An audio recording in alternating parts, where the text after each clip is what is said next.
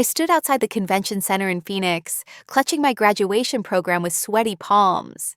The June sun beat down on the concrete plaza where families gathered, snapping photos and hugging their graduates. I scanned the crowd for the 10th time in as many minutes, hoping to spot my parents' car pulling into the lot. My phone buzzed. A text from Dad. "Sorry, honey. Your mother isn't feeling well. We can't make it today. Congratulations on your degree." I read it 3 times. The words blurred as tears pricked my eyes. My mother had been perfectly fine when I called her 2 days ago. This was about something else entirely. I called him immediately. He picked up on the 4th ring. "Dad, what's really going on?" "Mom was fine on Tuesday." He sighed.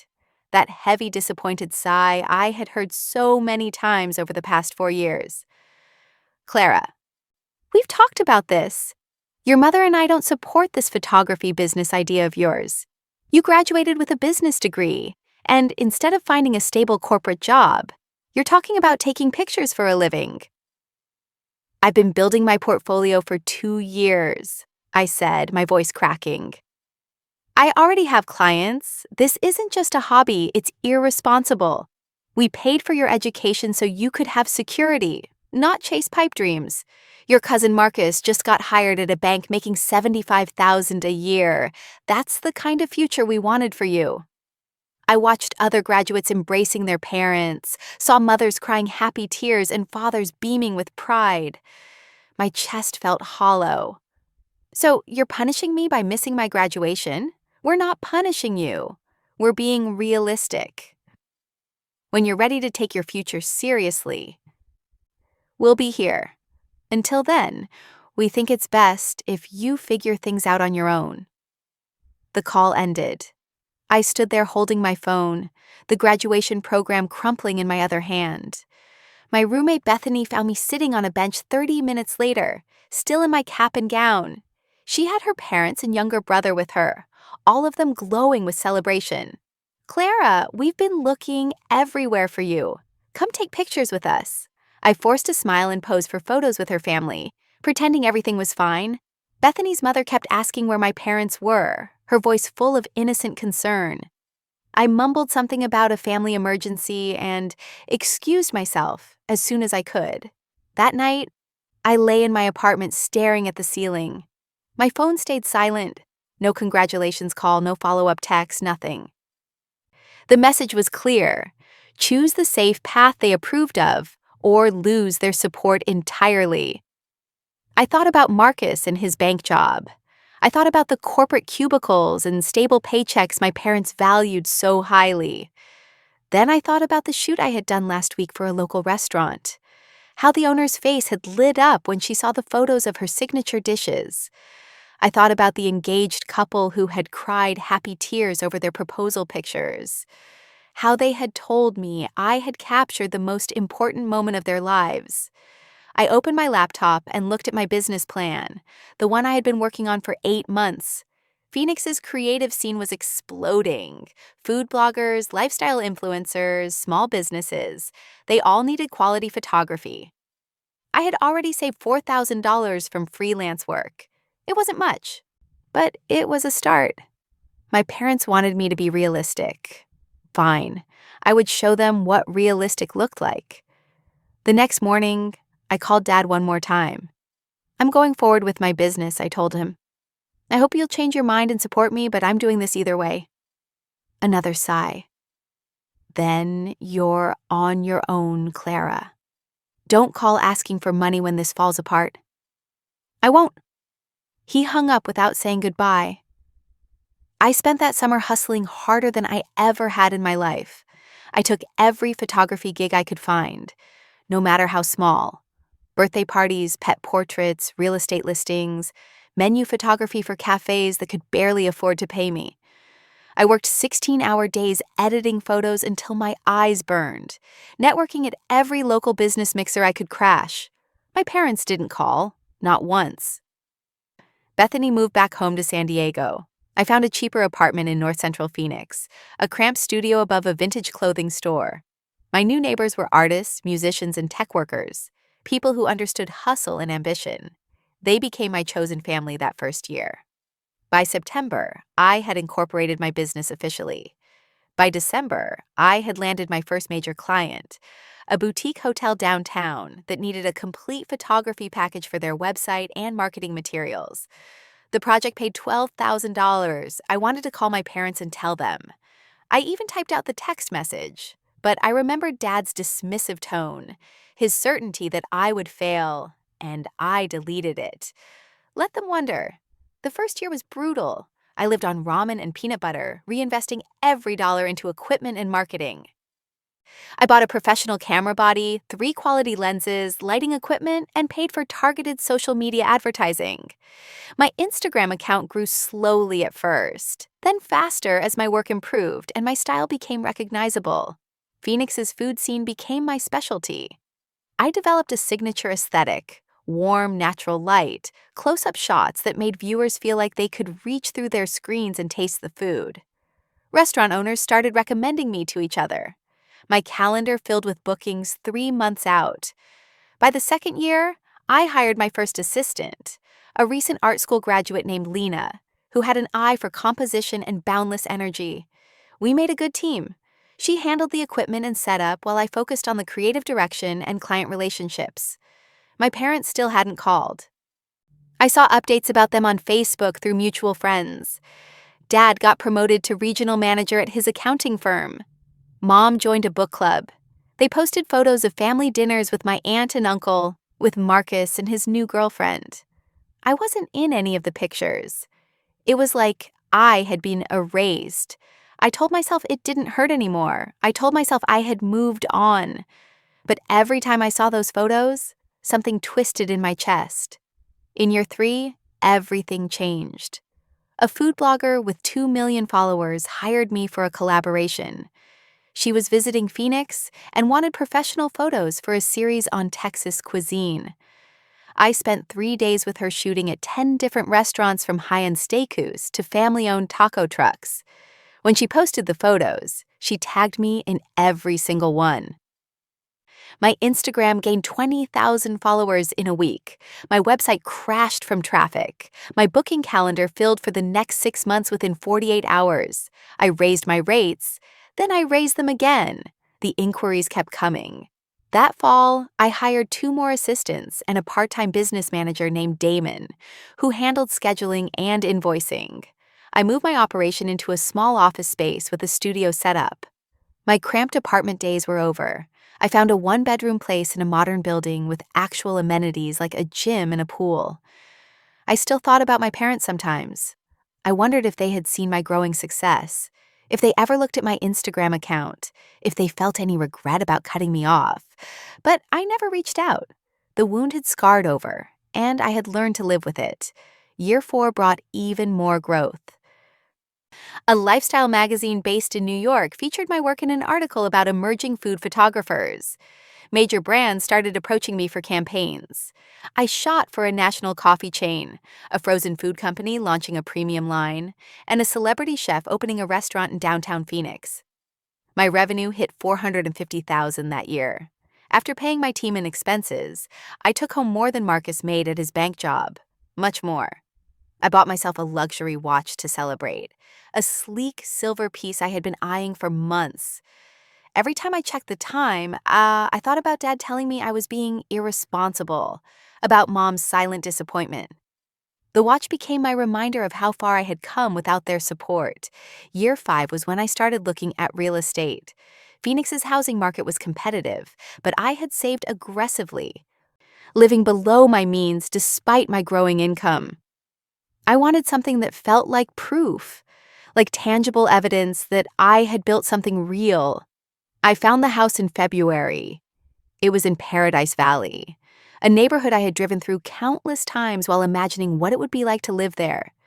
The house was modern, all clean lines and floor-to-ceiling windows, with a view of the hills and a backyard perfect for entertaining. It had 4 bedrooms, 3 bathrooms, a chef's kitchen with professional appliances, and a separate studio space I could use for editing and small shoots. The price was $2.5 million. I made an offer the same day I toured it. The sellers accepted within 12 hours. Standing in the empty living room after closing, I felt surreal. This was mine. I had done this not with my parents' help, not with anyone's approval, but with my own vision and relentless work. I spent March furnishing the place. I hired an interior designer who understood my aesthetic, warm minimalism with pops of color, comfortable but elevated. We filled the space with mid-century modern furniture, original art from local Phoenix artists, and a dining table that could seat 12 people. The kitchen became my favorite room. Marble countertops, a massive island, top-of-the-line appliances. I had gone from eating ramen in a studio apartment to owning a kitchen that professional chefs would envy. When everything was finished, I did something impulsive. I posted a photo of the house on Instagram. The shot showed the living room at golden hour, light streaming through those massive windows, highlighting the carefully curated furniture and the view of the hills beyond. I kept the caption simple: 5 years of dreams and hustle. Home. The post exploded. Thousands of likes within hours, hundreds of comments, congratulating me, asking about the interior design, wanting to know my success story. My followers had watched my journey, had seen me grow from scrappy solo photographer to established business owner. They celebrated with me. I didn't expect my father to see it. I had stopped thinking about whether my parents paid attention to my life years ago. But 2 days after I posted the photo, my phone buzzed with a text from Dad. "Clara, your mother and I saw your new home. It's beautiful. We'd love to reconnect. It's been too long. Maybe we could meet for dinner. Bring your investors too. We'd love to meet the people who believed in you." I stared at the message for a long time.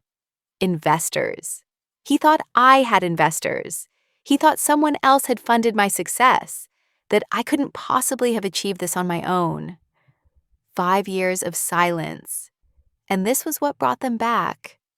Not pride in my accomplishments, not regret for missing my graduation, not curiosity about my life, just the sight of wealth and the assumption that someone else must have been responsible for it. Something cold settled in my stomach. I read the text again, parsing every word. They wanted to reconnect now that I had visible, undeniable success, now that I had something they valued. I thought about that day outside the convention center, about sitting alone on the bench in my cap and gown.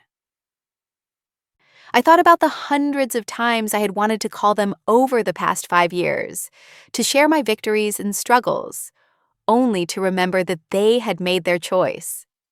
I typed out 3 different responses and deleted them all. Finally, I wrote back, "Sure, dinner sounds nice. How about Saturday at 7 p.m.? I'll make reservations." "Perfect," Dad replied immediately. "Your mother is so excited. See you then, honey." Honey. The casual endearment felt like acid. I made a reservation at the Meridian, one of Phoenix's most acclaimed restaurants, the kind of place that required booking weeks in advance. I happened to know the owner. I had photographed their seasonal menu launch last fall. One phone call secured me a prime table. Then I sat down and started planning. If my parents wanted to reconnect, I would give them exactly what they asked for. The week leading up to dinner crawled by.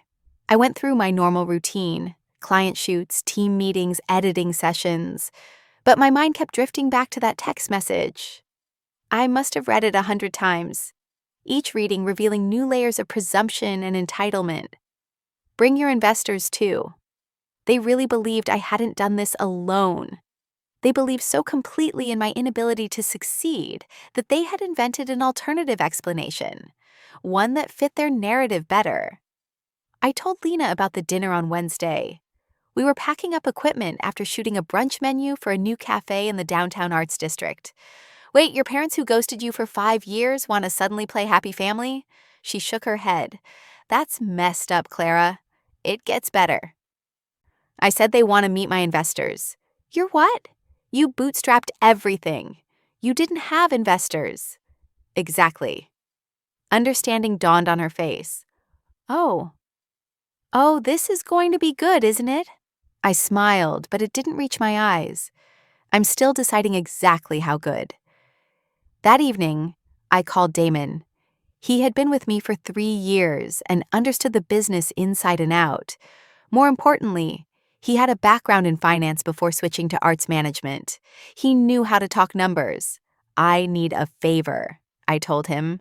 A weird one. Weird how? I explained the situation. My parents, the years of silence, the assumption about investors, the upcoming dinner. Damon was quiet for a moment. You want to teach them a lesson? I want them to understand what they walked away from, what they missed, who I became without them. What do you need me to do? Come to dinner on Saturday. Pretend to be my business partner. Let them believe whatever they want to believe and then help me show them the truth. I'm in, he said without hesitation. Those people deserve whatever is coming to them. The next few days, Damon and I prepared. We reviewed financial statements, growth projections, client testimonials. We talked through my journey, making sure he knew every significant milestone. He already knew most of it from working with me, but we refined the narrative, made sure every detail was crisp. I also called in another favor. Chloe, the owner of the Meridian, was someone I had worked with multiple times over the years. We had become genuine friends through our collaborations. I need the private dining room on Saturday. I told her over coffee on Thursday, and I need your discretion. The plot thickens, Chloe said, leaning forward. Tell me everything. I gave her the condensed version. Her expression shifted from curiosity to anger on my behalf. Your parents sound like real pieces of work, she said. The private room is yours. What else do you need? I'll let you know Saturday morning. I'm still finalizing the plan. Saturday arrived with perfect spring weather. I spent the morning at a spa getting my hair done, my nails manicured, preparing like I was going into battle. Because in a way, I was. I chose my outfit carefully. A tailored navy blazer over a silk blouse, fitted pants, and those expensive heels I had bought last month. The luxury watch gleamed on my wrist. I looked successful, polished, exactly like someone who had exceeded every expectation. Damon met me at the restaurant at 6:30. He wore a sharp charcoal suit and carried a leather portfolio. He looked every bit the successful business partner. Ready? He asked. Not even a little bit, I admitted. But let's do this anyway. We went inside. Chloe greeted us personally, her expression sympathetic. She led us to the private dining room, a beautiful space with a single long table, ambient lighting, and windows overlooking the downtown skyline. I've arranged everything you requested, she said quietly. My staff knows to be discreet. You just give the signal when you're ready. Thank you, I said, for everything. She squeezed my hand. Give them hell, Clara. Damon and I sat down. He arranged papers from his portfolio on the table, making it look like we had been discussing business. The performance was beginning.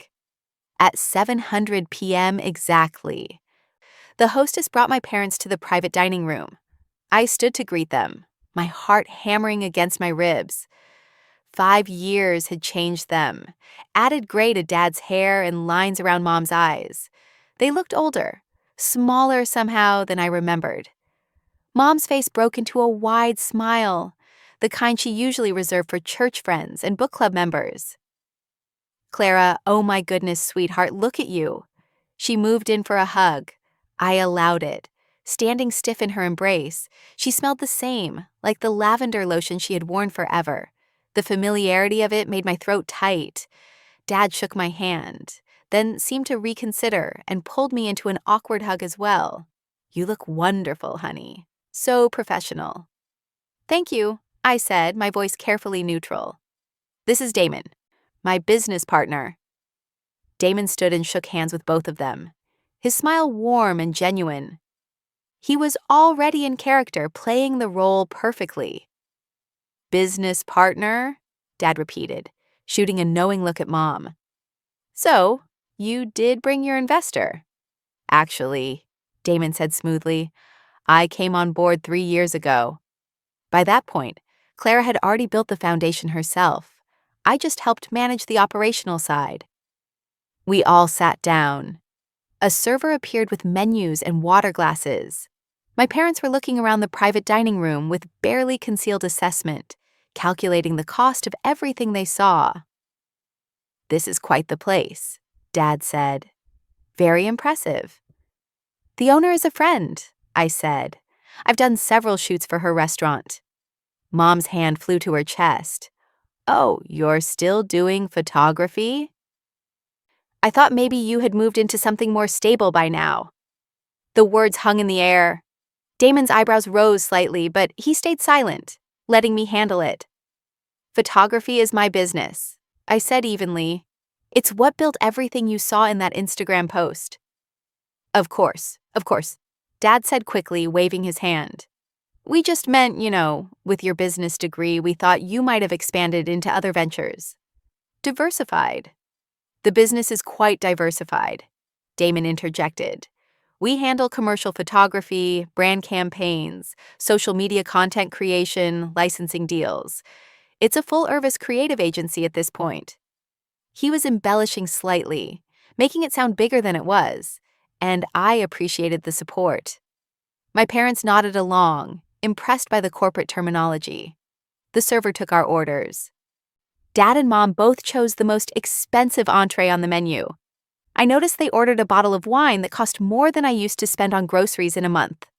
When the server left, Mom reached across the table and patted my hand. "We've missed you so much, sweetheart. It's been too long." I looked at her hand on mine at her manicured nails and the diamond ring Dad had given her for their 30th anniversary. 5 years. And she still wore it on the same finger. "You could have called," I said quietly. "Any time in the past 5 years, you could have picked up the phone."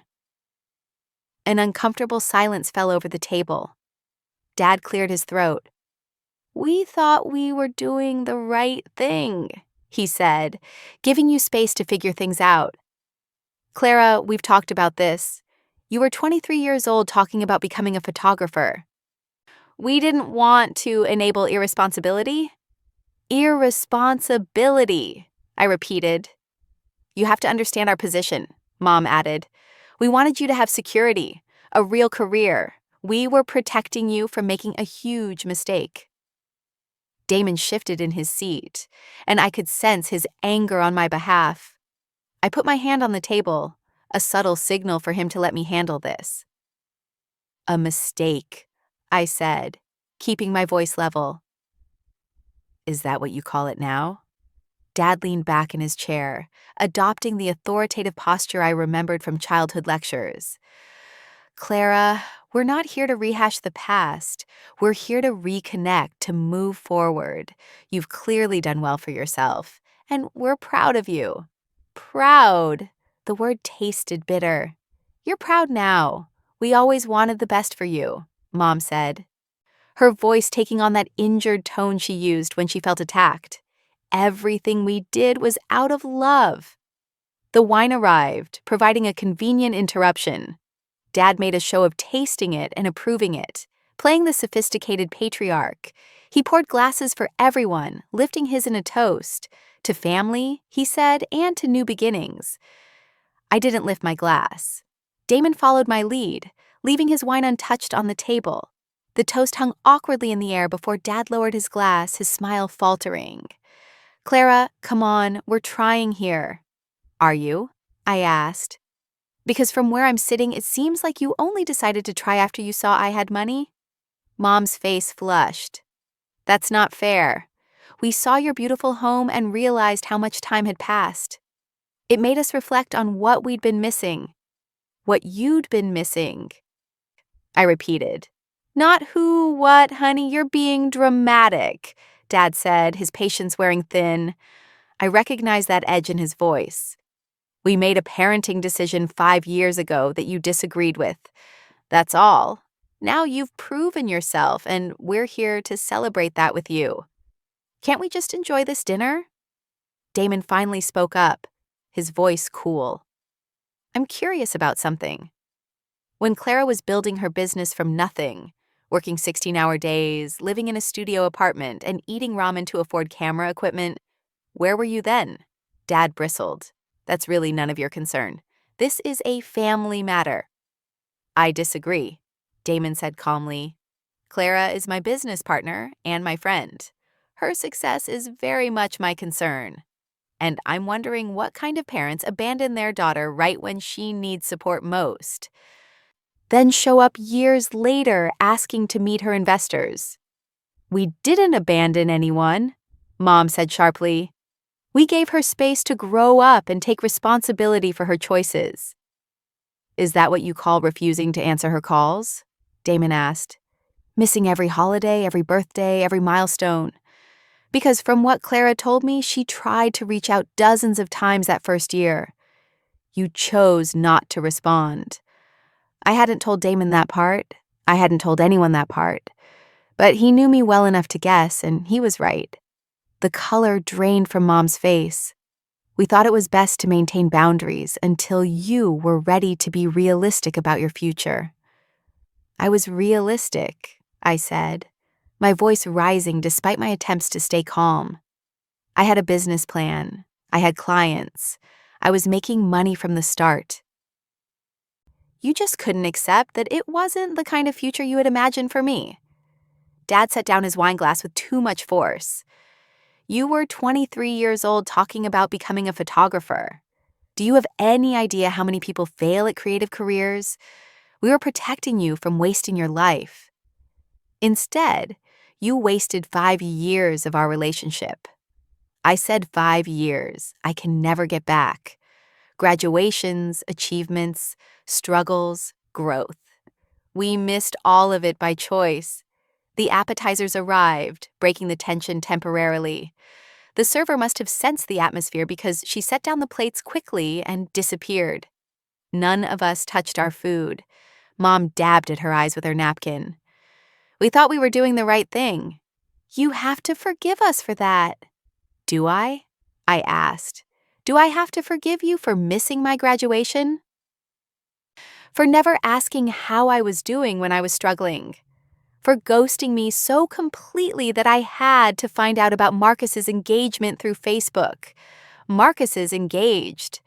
The question slipped out before Mom could stop herself, revealing that she hadn't actually told me about it deliberately for 6 months now. I said, but you knew that. You just didn't think I deserved to know. I wasn't part of the family anymore. Remember? Dad pushed his appetizer plate aside. This isn't productive. We came here to reconnect, not to argue about the past. The past is the only reason we're here. I said, you want to reconnect now because you think I have investors? Because you think I have money? Because my success finally fits the narrative you can accept. You couldn't be proud of me when I was scrappy and hustling. You can only be proud now that I have the visible markers of success. You understand? That's not true. Mom protested weakly. Isn't it? Tell me, Mom, when was the last time you looked at my Instagram before you saw that house photo? When was the last time you Googled my business name to see how I was doing? She said nothing, confirming what I already knew. Damon cleared his throat. For what it's worth, Clara built something remarkable. Her revenue last year was nearly $550,000. She employs 5 people. She's worked with national brands and celebrities. Major publications have featured her work. She did all of that without a single dollar of outside investment, without any family support, completely on her own.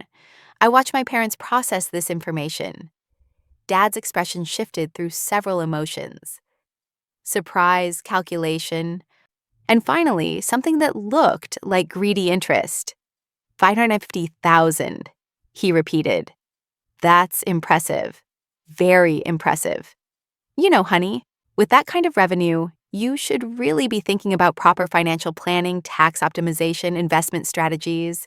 I could introduce you to some people. And there it was, the real reason for this reunion dinner, not reconciliation, opportunity.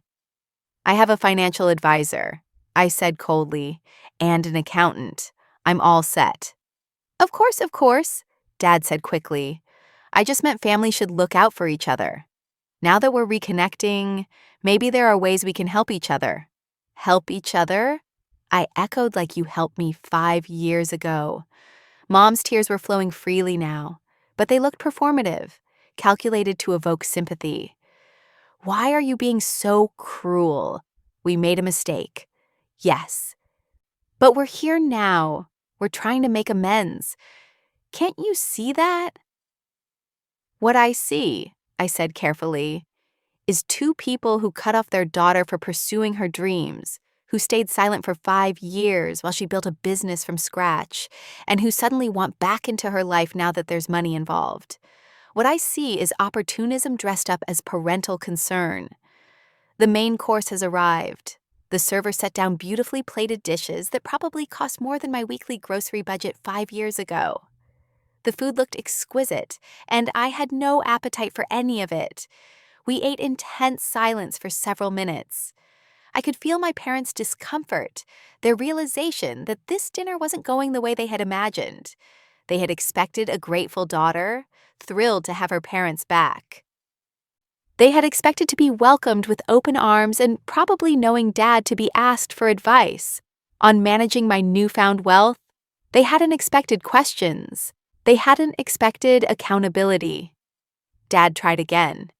Clara, I understand you're angry.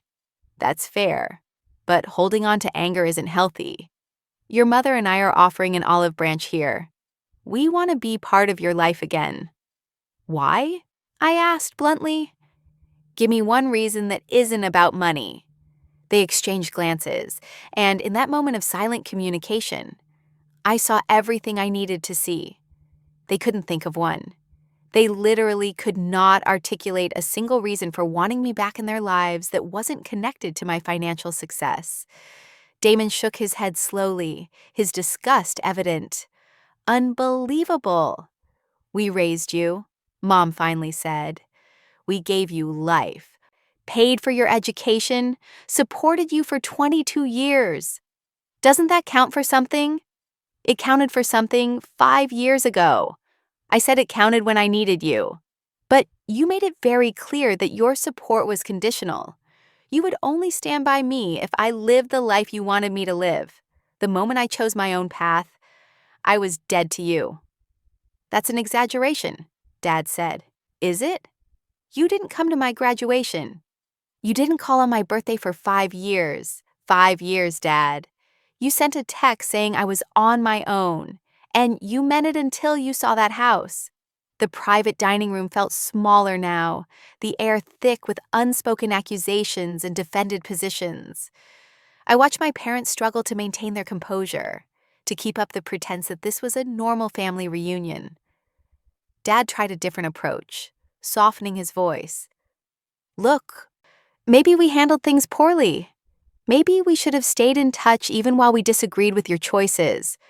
But we're here now, and that should mean something. It does mean something. I agreed. It means you're exactly who I thought you were. Mom set down her fork with a sharp clink. You know what? Maybe we did make mistakes, but you're not exactly innocent here. You could have been more understanding of our concerns. You could have compromised, found a more stable career path, and kept photography as a hobby. But no, you had to be stubborn, had to prove something. This is partially your fault too. I felt Damon tense beside me, preparing to jump to my defense, but I held up a hand. This moment, this reveal of their true feelings was exactly what I needed. My fault, I said softly, for dreaming too big. For wanting to build something meaningful instead of settling for someone else's definition of success. For not being Marcus with his bank job and his safe, predictable life. Marcus has a good life, Dad said defensively. He's engaged, buying a house, saving for retirement. He's doing everything right. And I'm doing everything wrong. Even though I make more than he does, own a $2.5 million house outright, and built a thriving business. Even now, with all the proof of my success, you still can't fully accept it, can you? You still wish I had chosen differently. The truth of my words hung in the air. Neither of them denied it. "We just want you to be happy," Mom said, but the words sounded hollow. "No," I corrected her. "You want me to be what makes you happy. There's a difference." Damon leaned forward, addressing my parents directly. "I've worked with Clara for 3 years. I've watched her build something from nothing, seen her talent and work ethic firsthand. She's one of the most successful young entrepreneurs I know. And you two almost destroyed her." "Destroyed her?" Dad scoffed. "She's clearly fine. She's fine because she's incredibly resilient," Damon said. "But those first 2 years, she cried herself to sleep more nights than she'd probably admit. She worked herself to exhaustion, trying to prove she wasn't the failure you convinced her she was. She isolated herself emotionally because she was terrified of being abandoned again if she let anyone too close." I felt my cheeks burning. Damon was sharing things I had told him in confidence during late-night editing sessions, when exhaustion had loosened my carefully maintained walls. But I didn't stop him. My parents needed to hear it. "We didn't know," Mom whispered. "You didn't want to know?" I said, "That's different. You chose not to be there for any of it. And now you want to waltz back into my life and pretend the past 5 years didn't happen. It doesn't work like that." Dad's expression hardened. "So what? You invited us here just to throw our mistakes in our faces, to humiliate us? That's pretty petty, Clara."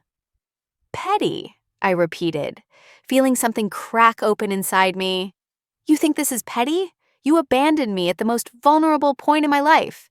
You missed my graduation, my first big client, the day I signed the lease on my first office. You weren't there when I broke my wrist shooting in the rain and had to finish the job anyway because I couldn't afford to lose the client. You weren't there when my business hit 6 figures, or when I bought my first new car, or when a magazine called me one of Phoenix's most promising young photographers. You missed everything, Dad. Everything that mattered. And you did it deliberately to teach me a lesson." My voice had risen, and I forced myself to take a breath to regain control. "So yes, I invited you here tonight, but not to reconnect, not to forgive and forget and play happy family. I invited you here because you asked to meet my investors, and I thought you deserved to meet the only investor who ever believed in me." I stood up, my chair scraping against the floor.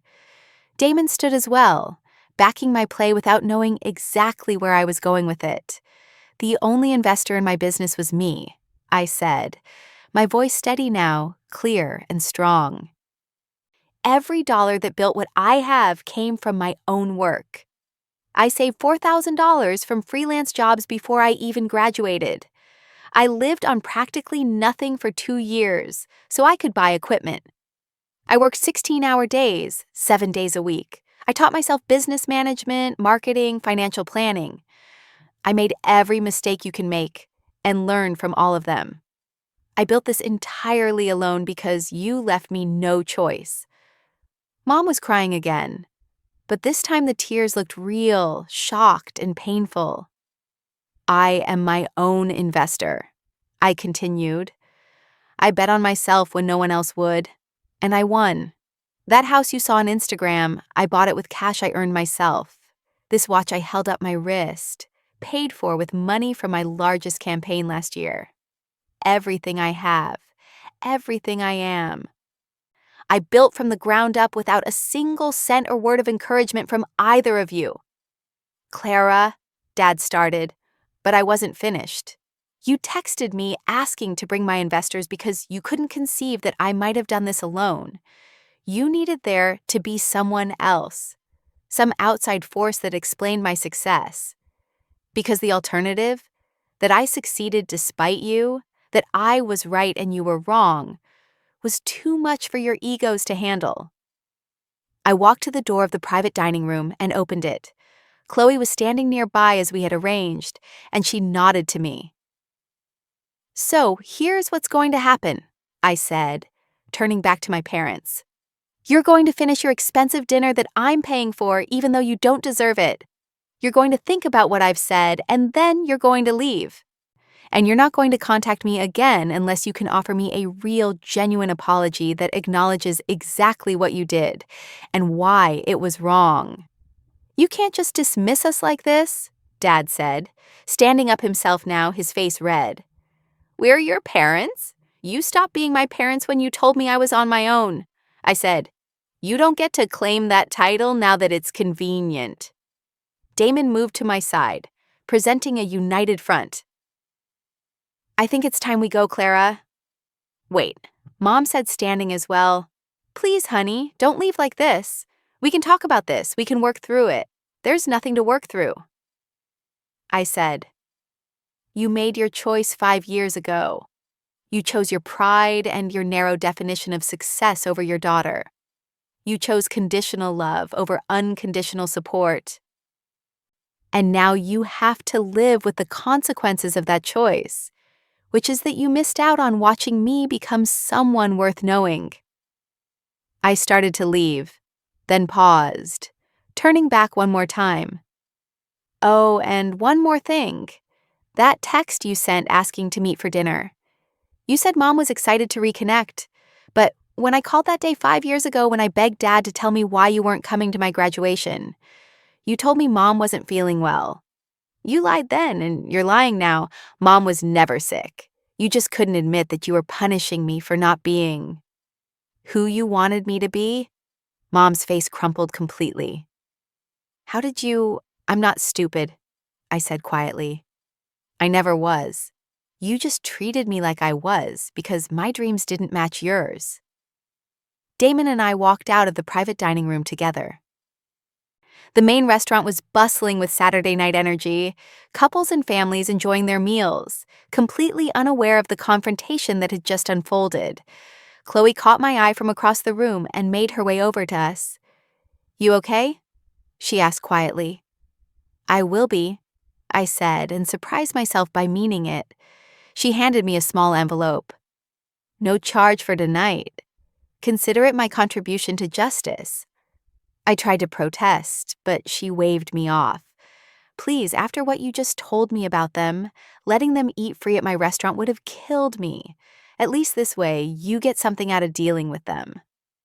I hugged her, grateful for friends who showed up when it mattered. Damon and I walked out into the warm Phoenix night. The city was alive around us, music drifting from nearby bars, people laughing on patios.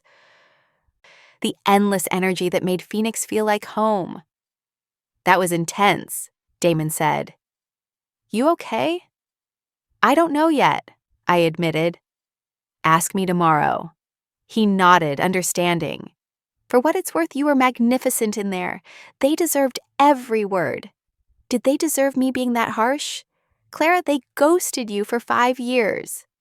5 years. And then they only came back because they saw money. Yeah, they deserved it. Maybe even worse. We walked in silence for a few moments. My phone buzzed in my purse, but I ignored it. Are you going to check that? Damon asked. If it's them, I don't want to read it right now. If it's not them, it can wait. But curiosity got the better of me a few minutes later. I pulled out my phone to find 3 text messages. The first was from Dad. You embarrassed us in front of your business partner. That was completely uncalled for. We came here in good faith, and you attacked us. We deserve better than that. The second was from Mom. I'm sorry we hurt you. I didn't realize how deep it went, but what you said tonight was cruel. We're your parents. We'll always love you, even when you're being difficult. The third was from a number I didn't recognize. Hi, Clara. This is Marcus. Aunt Susan just called my mom crying about dinner tonight. I don't know the whole story, but I wanted you to know that I always thought it was messed up how they treated you. If you ever want to talk, I'm here. Also, congratulations on your success. I've been following your Instagram for years. Your work is incredible.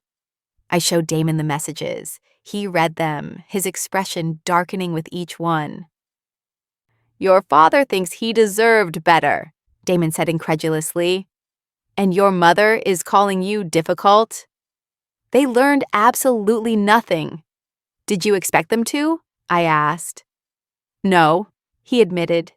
But I hoped. For your sake, I hoped. Marcus's message was the only one I responded to. Thanks, Marcus. I appreciate you reaching out. Let's get coffee sometime. The other two I deleted without responding. Damon drove me home, my beautiful, expensive home that I had earned without them. We sat in his car in my driveway for a few minutes, neither of us quite ready to end the evening. What happens now? He asked. Now I move forward, I said. Same as I've been doing for 5 years. They made their choice. I made mine. The difference is I can live with mine. You know they're going to try again, right? People like that don't give up easily. Maybe.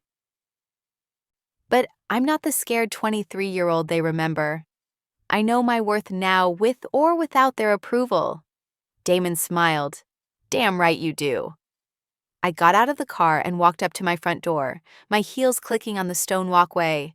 The house was dark inside, waiting for me.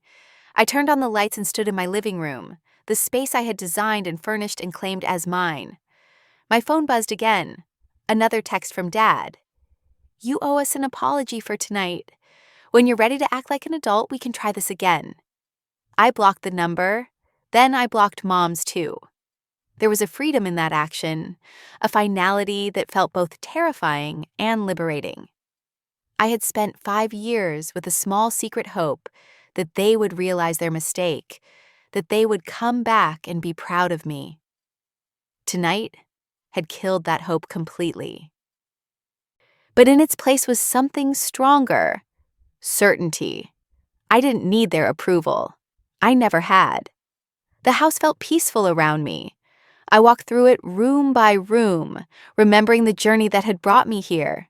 The studio apartment where I had edited photos on a secondhand laptop. The office space where I had hired my first assistant. The countless shoots, the late nights, the moments of doubt and triumph. All of it had been mine. I poured myself a glass of wine and sat on my back patio looking out at the hills. The Phoenix skyline glowed in the distance, a city full of dreamers and hustlers and people building impossible things. I had found my place here, built my life here, became myself here. My phone buzzed one more time. Marcus again. Just so you know, I told my parents what Aunt Susan said about dinner. They're on your side. My mom said, if your parents can't see how amazing you are, that's their loss. Family dinner is at our place next Sunday if you want to come. No pressure, though. I smiled at the message. Maybe some family was worth reconnecting with. I responded, I'd like that. Thank you. The night air was perfect, that ideal Texas temperature where you could sit outside without being too hot or too cold.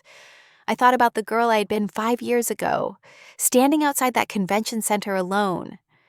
I wished I could tell her that it would be okay, that the pain of that moment would transform into something valuable, that being cut loose would force her to become someone she never could have been with the safety net of parental approval.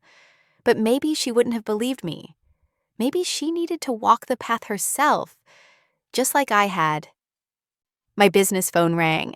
It was after 10 p.m. on a Saturday. Unusual for a work call, but I answered anyway. Clara, it's Evelyn Hayes from Urban Edge magazine. I know it's late, but I just got your submission photos for the Texas feature, and I had to call. These are extraordinary. We want to do a full spread, 6 pages, and we'd like to do a profile piece on you as well about your journey building your business. Would you be interested? I looked out at the skyline, at the city that had given me everything when my family had given me nothing. Yes, I said. I'd be very interested. We talked for 20 minutes about the details, the timeline, the story they wanted to tell, a profile piece in a major national magazine, the kind of exposure that would take my business to the next level. When I hung up, I allowed myself to feel the full weight of the evening, the confrontation with my parents, the pain of their continued selfishness, and the sweet victory of proving them wrong in the most absolute way possible. They had wanted to reconnect to access my success, to benefit from what I had built. Instead, they had been forced to confront exactly what their rejection had cost them, a relationship with someone who had accomplished everything they claimed was impossible. I raised my wine glass to the empty night sky, to dreaming too big, I said to no one, and to proving them all wrong. The week after the dinner, I threw myself into work with renewed focus. The confrontation had left me feeling raw, but also strangely energized, like I had finally closed a door that had been left ajar for too long. Evelyn's call about the magazine profile gave me something concrete to focus on instead of dwelling on my parents' messages. I hadn't heard from them since I blocked their numbers, but Marcus kept me updated through occasional texts. Apparently, they were telling everyone in the family that I had been disrespectful and ungrateful, that they had tried to reconnect, and I had thrown it back in their faces. The narrative was predictable. They were the victims, wronged by their ungrateful daughter. Aunt Susan is telling people you've changed, that success went to your head. Marcus texted me on Tuesday. Just thought you should know what they're saying. I appreciated the warning, but I didn't let it bother me. Let them spin whatever story they needed to tell themselves. The people who mattered knew the truth. The magazine interview was scheduled for Thursday afternoon. Evelyn arrived at my office with a photographer and a recording device, ready to capture my story. She was in her 40s, sharply dressed, with an intensity that suggested she took her work seriously. "I've been following your career for about a year," she said as we settled into my office. "Your style is distinctive and your growth trajectory is remarkable. But what really caught my attention was your story. Self-funded, no investors, built from scratch in a competitive market. That's rare. It didn't feel rare at the time. I said it just felt like the only option. Tell me about the beginning. What made you decide to pursue photography as a business?" I talked her through my journey. From my college realization that photography was more than a hobby to the decision to start my business immediately after graduation. I was careful with my words, not wanting to sound bitter or damaged, but also not willing to sugarcoat the challenges. "My family didn't support the decision," I said carefully. "They wanted me to take a more traditional corporate path. When I chose not to, they withdrew their support completely." "How completely?" I paused, considering how much to share. But this was the point of the profile, wasn't it? To tell the real story, not a sanitized version. They didn't come to my graduation. They told me I was on my own and they meant it. We didn't speak for 5 years. Evelyn's eyes widened. 5 years. That's significant. It was, I agreed. But it also forced me to rely entirely on myself. I couldn't fall back on family connections or ask for loans or use any kind of safety net. I had to make it work, or I had nothing. Some might say that kind of pressure could have destroyed you. It almost did a few times, but it also made me sharper, more resilient. I learned to make decisions quickly, to trust my instincts, to push through fear and doubt. I don't know if I would have developed those skills if I'd had an easier path. We talked for 2 hours. Evelyn asked about my creative process, my business strategy, my plans for growth. She asked about the challenges of being a young woman in a competitive industry, about impostor syndrome and self-doubt, and the moments when I had almost given up. "What kept you going during the hardest times?" she asked. I thought about those first 2 years. The nights when I had cried myself to sleep in my tiny apartment, wondering if my parents had been right all along. "Spite? Honestly," I said with a laugh. I was so determined to prove them wrong. And then, somewhere along the way, it stopped being about them and started being about me. I realized I was building something I was genuinely proud of, something that mattered regardless of who was watching and your family. "Have you reconnected?" "They reached out recently," I said, choosing my words carefully. But it became clear pretty quickly that they were more interested in my success than in actually rebuilding our relationship. Some wounds don't heal just because time passes. Evelyn nodded, understanding. That must be painful. It was, but I've made peace with it. You can't force people to see your worth. And you can't make them regret choices they're not sorry for. All you can do is keep moving forward and build a life that fulfills you with or without their approval. The photographer took shots of me in my office at my desk reviewing photos on my computer. He captured the space I had created, the team working in the background, the evidence of a thriving business. These photos would accompany the profile, showing readers exactly what I had built. After they left, I sat alone in my office, feeling emotionally drained, but satisfied. The interview had forced me to articulate things I had barely acknowledged to myself, to own my story in a way I hadn't before. Lena poked her head in. How did it go? Good, I think. Exhausting, but good. Want to grab dinner? You look like you could use a break. We went to a casual taco place near the office. Nothing fancy, just good food and easy conversation. Lena had become more than an assistant over the past 3 years. She was a genuine friend, someone who had been there for the middle part of my journey. Can I ask you something? She said between bites of her fish taco. The dinner with your parents last week. Do you regret how it went down? I considered the question honestly. No, I regret that it had to happen at all, that they couldn't just be genuine. But I don't regret calling them out. They needed to hear it, even if they didn't accept it. Have they tried to contact you again? Not directly, I blocked their numbers. But according to my cousin, they're playing the victim to the rest of the family. Of course they are, Lena said, rolling her eyes, because admitting they were wrong would require actual self-reflection. Exactly. Well, for what it's worth, I think you handled it perfectly. They showed up expecting you to be grateful and instead got a reality check. That's poetic justice. I smiled. Damon called it karma. Damon's not wrong. We finished dinner and headed back to our respective homes. I spent the evening editing photos from a shoot earlier in the week, losing myself in the work that had saved me 5 years ago and continued to ground me now. Around 10 p.m., my doorbell rang. I wasn't expecting anyone, and the unexpected visitor made me nervous. I checked the security camera app on my phone and felt my stomach drop.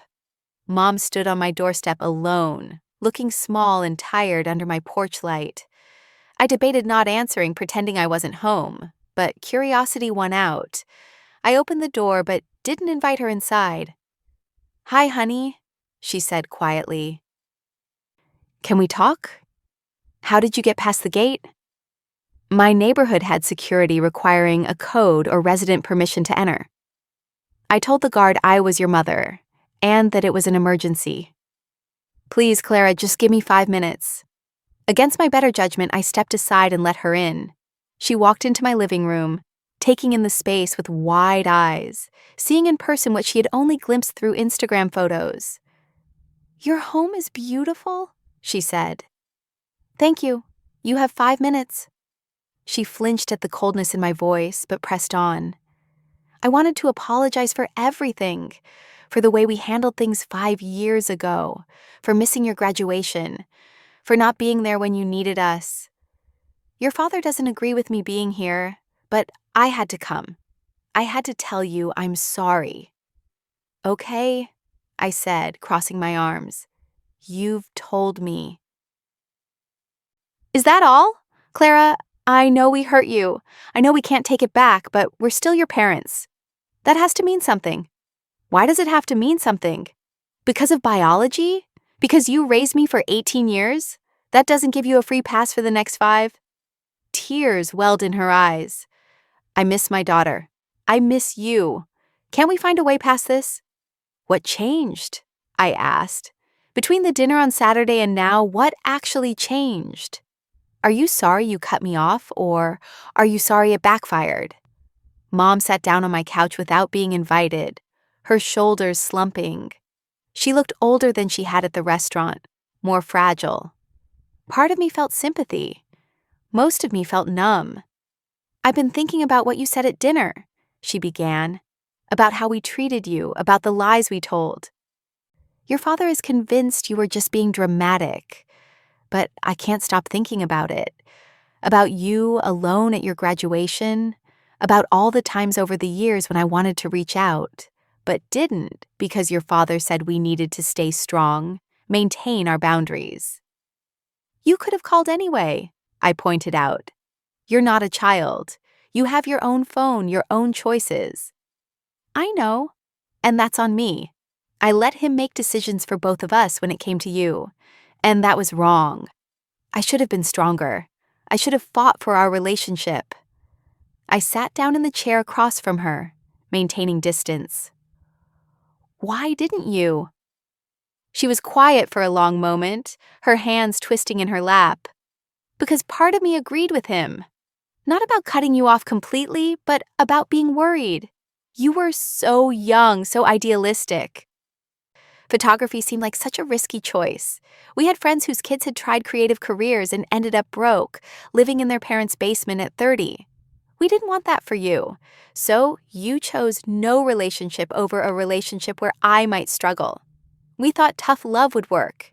We thought if we withdrew support, you'd realize you needed a backup plan, something stable. We never imagined you'd actually succeed the way you have. That's the problem, Mom. You never believed in me. You never thought I could do it. And when I proved you wrong, instead of being happy about it, you just tried to find other explanations. Investors, business partners, anything but the possibility that I was capable all along." She wiped at her eyes. "You're right. We didn't believe in you, and we should have. We should have trusted that we raised someone smart and capable enough to make her own decisions. But you didn't trust me. You trusted your fear more than you trusted me." "I know, and I'm sorry." "I'm so, so sorry, Clara."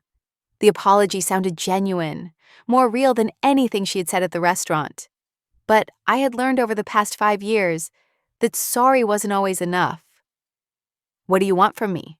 I asked. Forgiveness, reconciliation. What would that even look like? "I don't know," she admitted.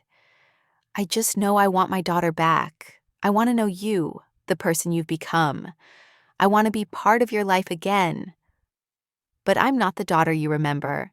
I'm not the girl who left your house 5 years ago. That person had to die for me to survive. The Clara you knew was terrified of disappointing you, of not being enough. She made herself small to fit into your expectations. I can't be her again." "I don't want you to be her," Mom said quickly. "I want to know who you are now. Do you? Because the person I am now is someone who built a business you didn't believe in, someone who chose risk over safety, who made unconventional choices, who doesn't fit into your nice, neat boxes. If you couldn't accept the Clara 5 years ago, why would you accept her now?" "Because I was wrong," she said simply. "I was wrong about what you needed, wrong about what would make you happy, wrong about what you were capable of. I'm trying to admit that."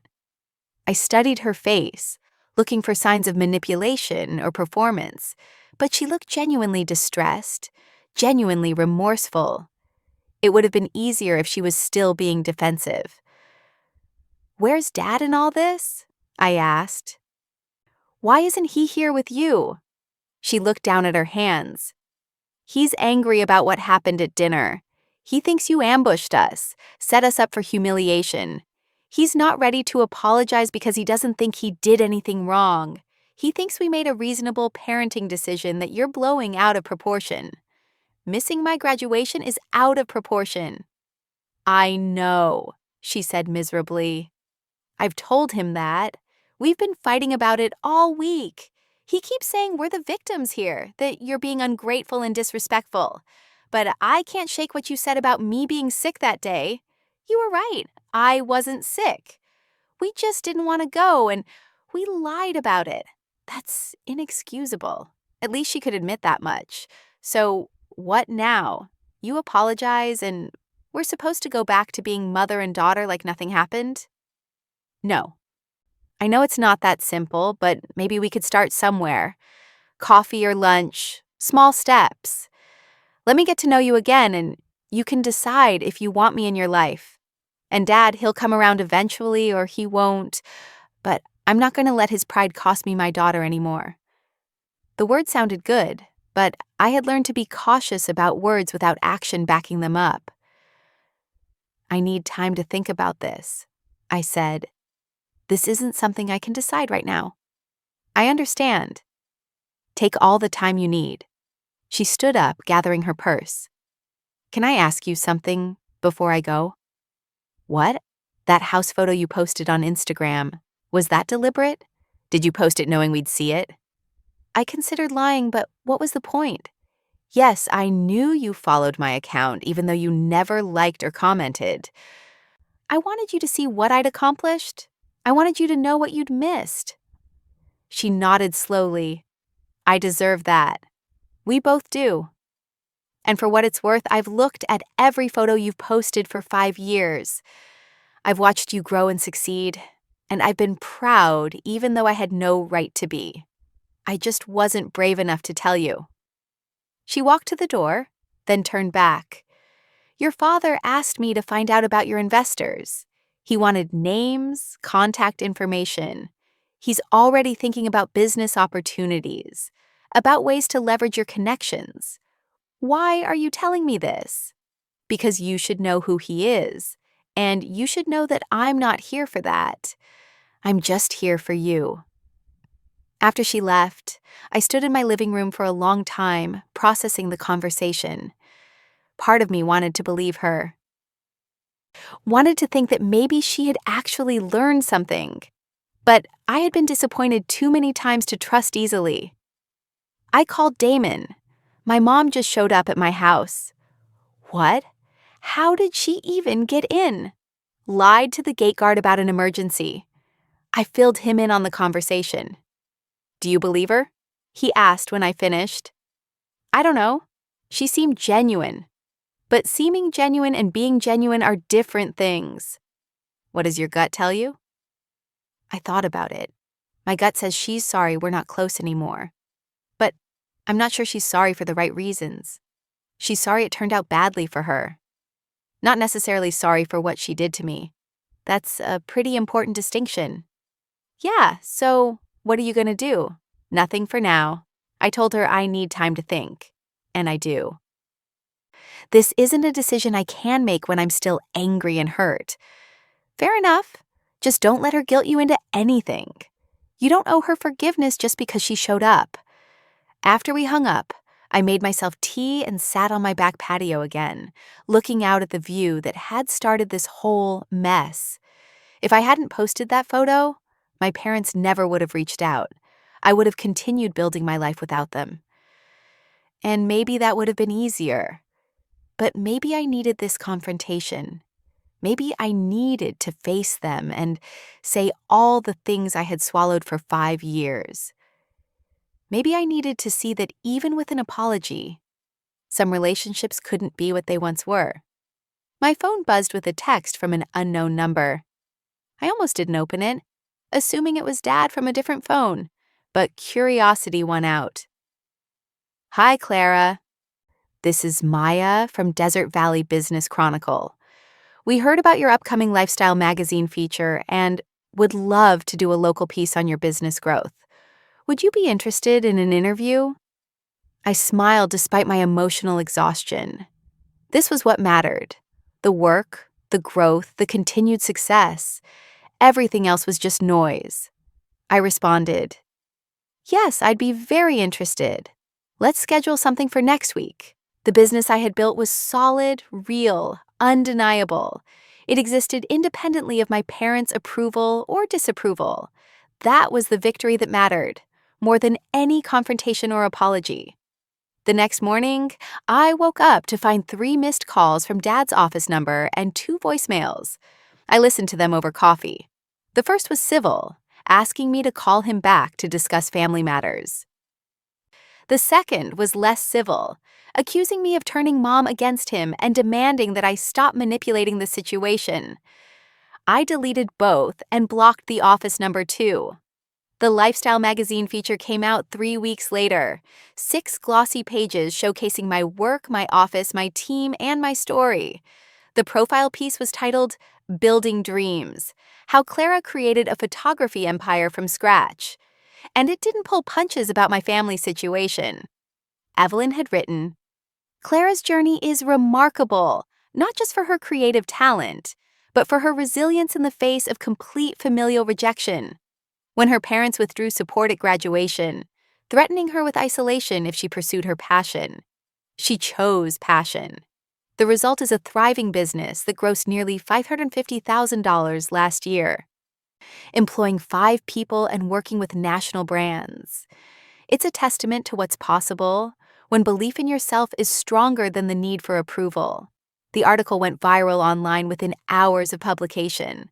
My Instagram gained 50,000 followers in 2 days. My email inbox filled with interview requests, speaking engagement offers, and inquiries from potential clients. The Desert Valley Business Chronicle piece came out the following week, adding local fuel to the national fire. My phone rang constantly. Lena fielded most of the calls, but some I took myself. A podcast about entrepreneurship, a speaking slot at a women in business conference, a potential collaboration with a major camera equipment brand. The attention was overwhelming, but also validating. My story resonated with people. I received hundreds of messages from strangers telling me about their own difficult family situations, their own choices between approval and authenticity. I had become, without intending, to a symbol of something larger than myself. Marcus texted me, saw the magazine article. It's everywhere. Aunt Susan is losing her mind. She's telling everyone the article is full of lies and that you made them sound worse than they are. My mom told her to stop embarrassing herself. I appreciated the warning, but felt oddly detached from my parents' reactions. They had become characters in a story rather than active participants in my life. Mom tried to call several times from different numbers before I finally answered. Clara, we need to talk about this article, she said, her voice tight with anger and barely controlled panic. What about it? You made us look terrible. Everyone we know has read it or heard about it. People at church are asking questions. Your father's colleagues have mentioned it. This is humiliating for us. It's the truth, I said calmly. I didn't make you look like anything. I just told the reporter what happened.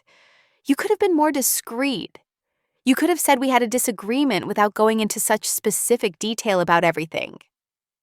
Why would I protect you? You didn't protect me when I needed it most. She was silent for a moment, and I could hear her breathing heavily on the other end of the line. Your father wants to sue the magazine for defamation. He's already contacted a lawyer. I laughed, actually laughed. Sue them for what? Printing facts.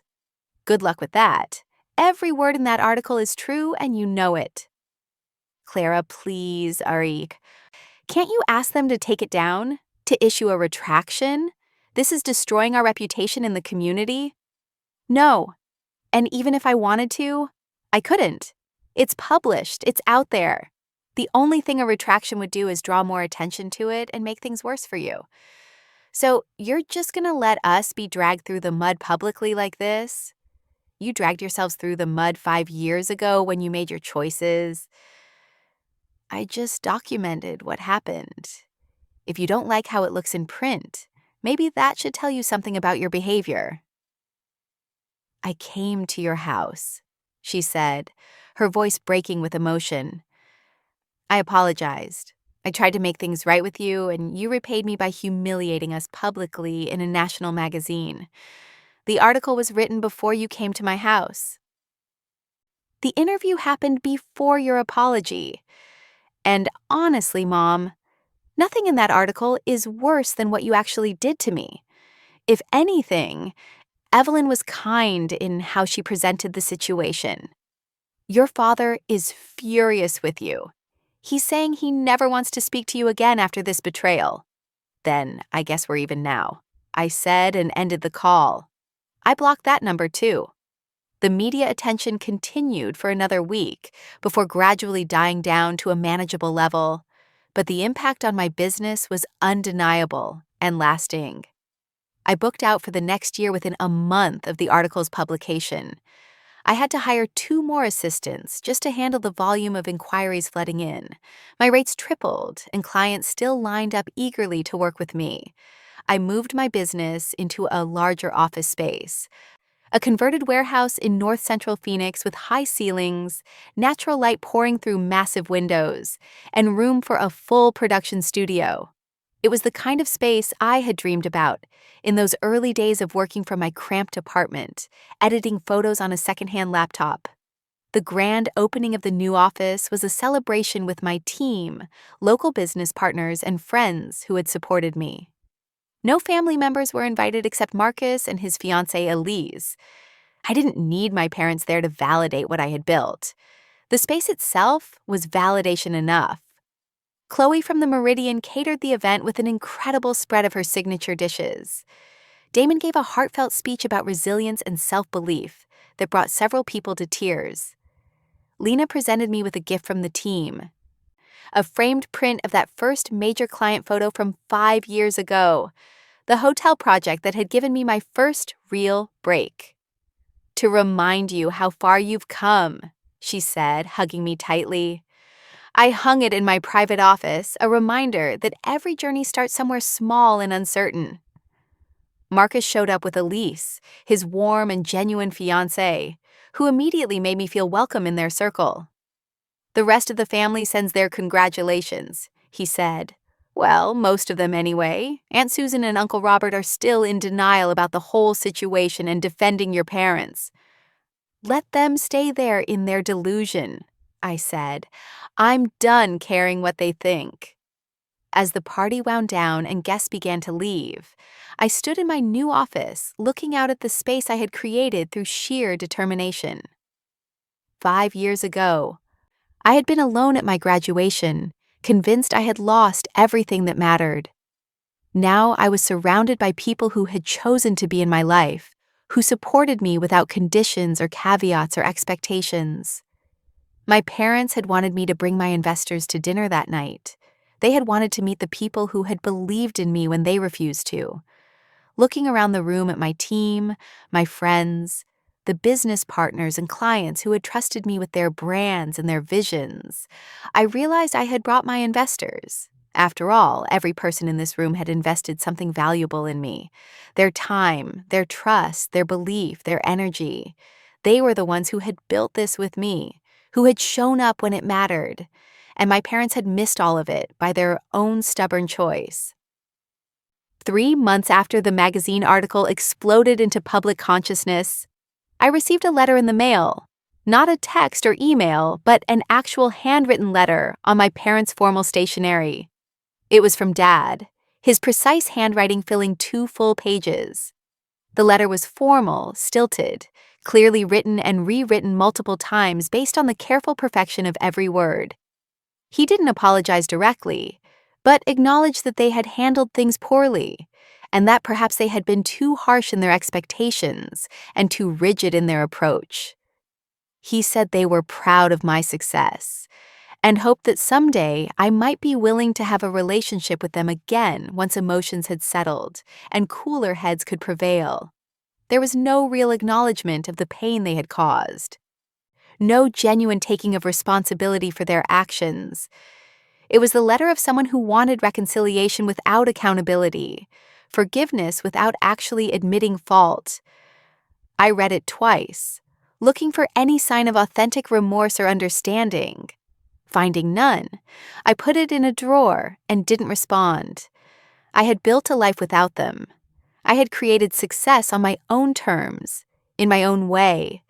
And while part of me would always grieve the parents I had wished I had, the ones who would have believed in me from the start, I was completely done chasing their approval or waiting for them to change. My business continued to grow beyond even my ambitious projections. The brand partnerships became more prestigious, the clients more high-profile and demanding. I was invited to speak at conferences and universities across the country.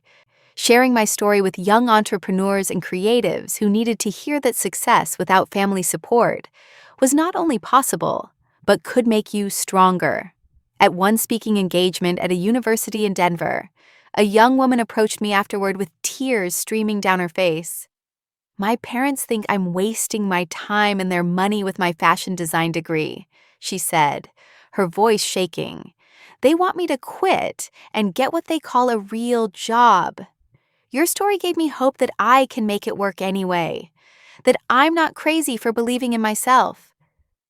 "You can make it work," I told her firmly, taking her hands in mine. "It won't be easy, and there will be moments when you doubt yourself and wonder if they were right. But if you want it badly enough, if you're willing to work harder than you ever thought possible and push through the fear, you can build something real and meaningful." She hugged me tightly, thanking me over and over for the encouragement. And in that moment, standing in that university auditorium, I understood with perfect clarity why the article in my story had resonated so deeply with so many people. There were thousands of people out there choosing their dreams over their family's approval, feeling alone and scared and uncertain about the future.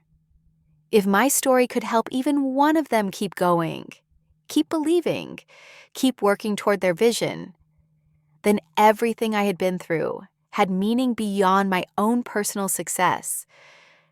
The consequences for my parents unfolded slowly but inevitably over the following months. The magazine article had reached their church community, Dad's workplace, and their entire carefully cultivated social circle.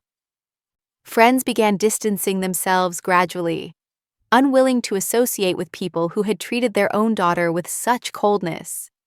Dad was passed over for a significant promotion he had been expecting and openly discussing, with his supervisors citing vague character concerns that had been raised by several colleagues who had read the article. Mom was quietly asked to step down from her position on the church volunteer board after several members expressed discomfort with her continued leadership role. Their reputation in the community they had spent decades building crumbled as people reconsidered what they thought they knew about them and found them wanting. Even Marcus's parents stopped inviting them to family gatherings. Embarrassed by their behavior and unwilling to subject me to their presence, now that I had reconnected with the extended family and become a welcomed part of those celebrations. They had traded their daughter for their pride and their rigid expectations, and ended up losing both along with the respect of everyone around them. I built something better than revenge. I built a life so full and successful and meaningful that their absence simply didn't matter anymore. My team became my chosen family. My work became my legacy and my joy. And every single day I woke up in my beautiful home that I had earned, went to my thriving business that I had built, and lived the life I had chosen over their approval. Sometimes late at night when I couldn't sleep, I thought about that scared girl standing outside the convention center 5 years ago. Alone and heartbroken, and I wished I could travel back in time to tell her that the pain would transform into power, that being cut loose would force her to learn to fly higher than she ever could have with their safety net.